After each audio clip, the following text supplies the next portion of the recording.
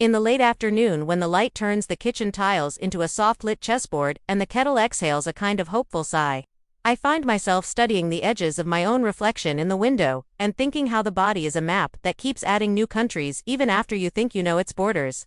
A map that shifts with weather and time and the small tectonic plates of habit, rest, hunger, love, and the quiet labor of building a life inside a life.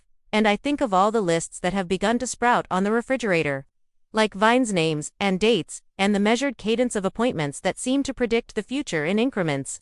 And I laugh a gentle private laugh at the way pain has started to fold itself into my days, not as a villain but as a messenger that keeps knocking on different doors, asking to be heard. And in that moment, I remember the flyer I picked up from the community board at the midwife's office, a flyer with a friendly color and a handful of stars in the margins, and right at the top a promise that sounded like a lullaby and a dare all at once. Relieve pain and feel amazing, gentle pregnancy stretches you love. And even though I know that words printed in bold cannot cradle a hip or loosen a spine, I also know that the mind rises to music. And those words hum inside me like a small radio tuned to a warm station, and I pour tea and wrap my hands around the cup and imagine what it might mean to feel amazing in a body that is busy being too, to feel gravity as a conversation partner instead of a stern teacher, to feel the day's weight sift down through bone and sinew and land as something soft. The first time I go to the class, the evening carries a faint smell of rain, even though the sky is still behaving itself, and the community center smells like lemon and wooden basketball floors. And the room we enter has been transformed with low lamps and folded blankets, the kind of room that makes you speak in a lower register, as if raising your voice might scare away the fragile birds of calm that have landed on the curtains.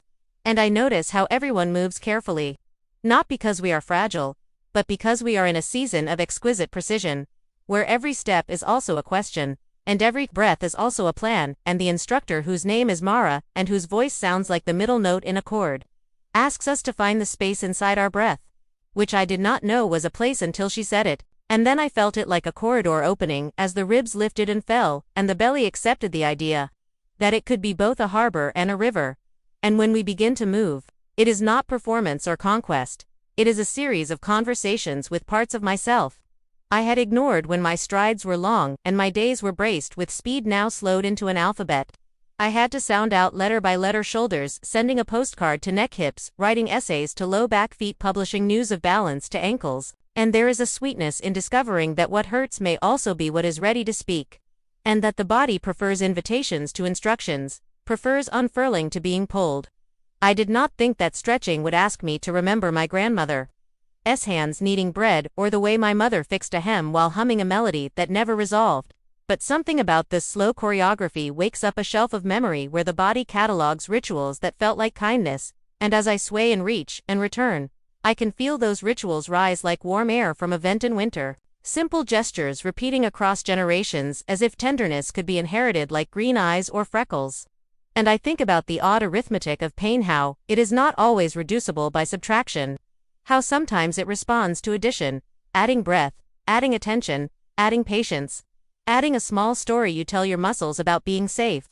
And I think of the child who is not yet a child but already a citizen of my sleeping hours, a whale in the private ocean, rolling gently against my palm when I rested on the dome of my abdomen. And I tell this whale that we are learning a new grammar together, a grammar where the subject is not work or hurry, but allow, and the predicate is often soften, and the object is sometimes joy.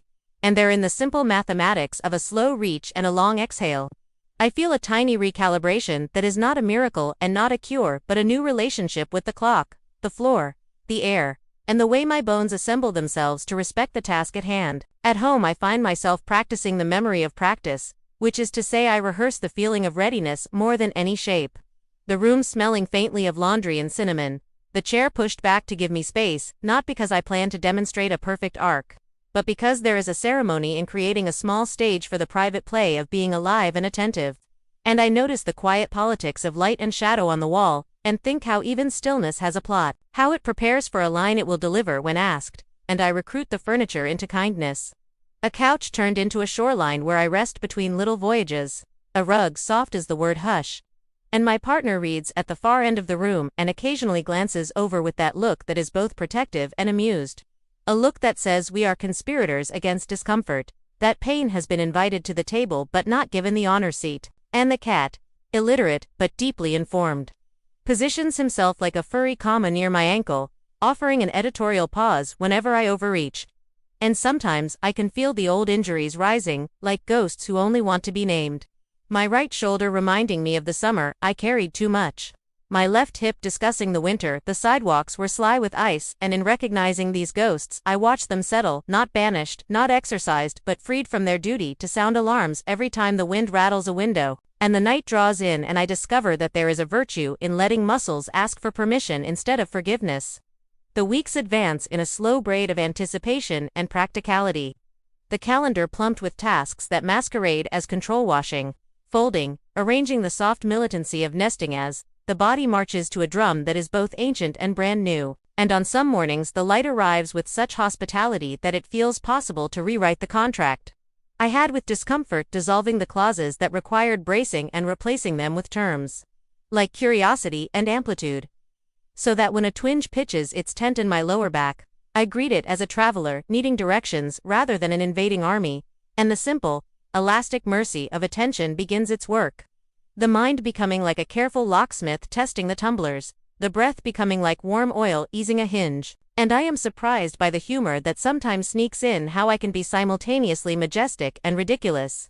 A slow animal negotiating the arc of a spoon to my mouth, while also performing a private opera about the pressure under my ribs. And I let myself laugh because laughter is a kind of stretch that begins in the lungs and expands outward, shaking loose the complacency that keeps fear in power. And in those laughs I sense the baby turning.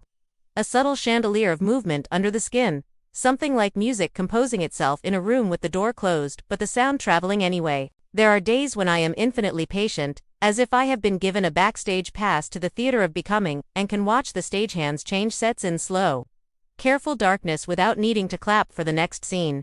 And there are days when my fuse is short and everything feels like a pebble in my shoe, and on those days, the bag of tricks I didn't know I owned becomes visible, a shelf of small resiliencies, like jars of spices waiting to be sprinkled into the stew because I have learned to pause in the doorway and let my weight roll through my feet like a wave greeting. Sand learned to listen for the hush that closes the back of the throat. When I exhale, as if telling a secret, learn to use the furniture as choreography rather than as obstacles. Not to dominate space, but to be fluent in it. And I am struck by how this fluency rewrites my understanding of strength. That strength can be a whisper that says stay, that strength can be the grace of deciding not to rush through discomfort but to sit beside it and ask questions. That strength can be the decision to care for a body the way one would care for a houseplant, a series of small faithful attendances, water, light, rotation, admiration, and I begin to realize that these careful attentions are not only a rehearsal for birth, but a rehearsal for every day after, when I will need to make 1,000 modest choices that add up to a culture of gentleness in a home that will contain a new weather system and the theology of sleep. Approaching the borderland of arrival as the suitcase waits by the door like a dog who has heard the word walk, as lists are checked and unchecked and turned into paper snow by a mind that wants to control the tide. I notice that the world narrows and widens at once. That time becomes a ribbon pulled through a small ring. So it gathers into loops of waiting. And my world becomes deliciously practical snacks, chargers, socks that don't strangle, and also suddenly mythic. As if the stairs leading down from our apartment were the steps of a temple, and each metal railing were forged by a blacksmith in some village dedicated to safe returns. And I trust these contradictory feelings because pregnancy has taught me to hold contradictions like nesting dolls. Each truth contained within another, each fear held by a larger courage. And so on. The last evening before everything changes, I sit with my knees gently apart and imagine the ocean inside me making an argument for opening. Waves writing letters to the shore. And I think of every person in that class and every person we will never meet who has learned how to make room for a new person, a quiet army practicing a discipline of tenderness, and I know that not all pains can be solved, that some are companions and some are teachers and some are weather fronts that pass.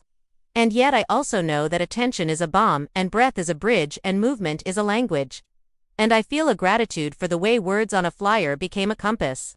Not because they promised a miracle, but because they reminded me to look for doors I could open one hinge at a time, and to trust that what the body asks for is often what the heart has been asking, to space listening, the dignity of being treated like a friend, and as turn out the light and the room becomes a planetarium of quiet stars. I lean into the cradle of the bed and let the gravity of sleep carry me. Believing that somewhere in the weaving of small movements and long breaths, tenderness gathers itself, ready to be spent like a bright coin on the morning we meet.